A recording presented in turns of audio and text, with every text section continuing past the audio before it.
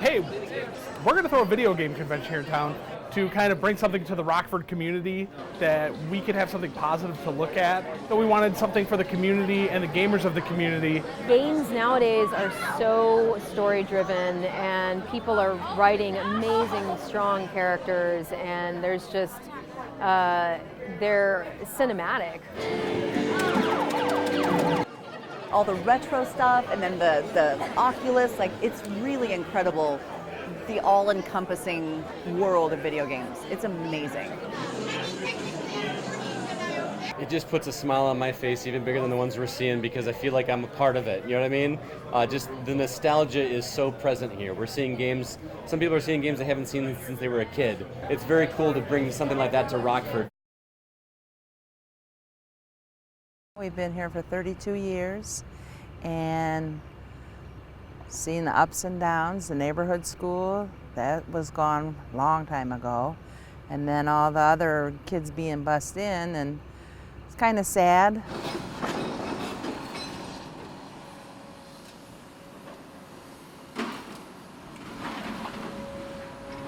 It's a hallway to go into the office area.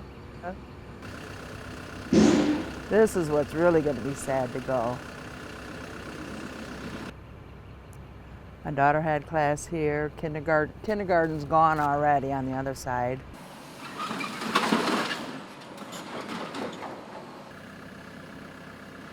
It's a closure for some things. It's sentimental, just kind of for sentimental people.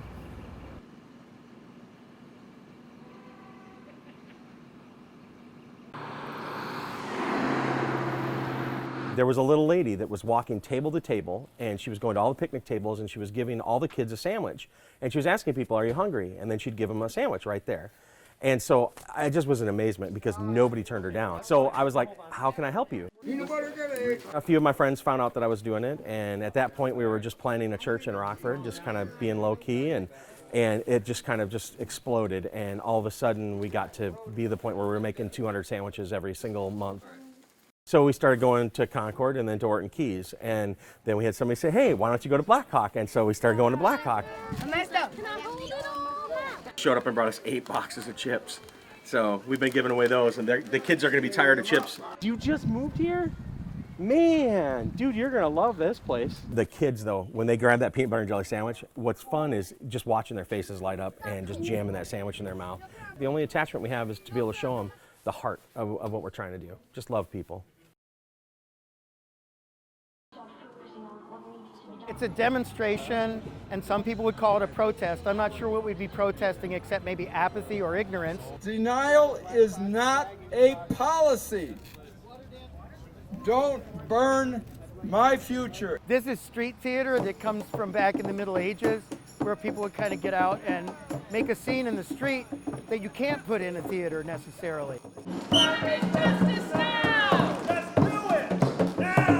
Black Snake represents the pipelines that crisscross Illinois land, Illinois waters.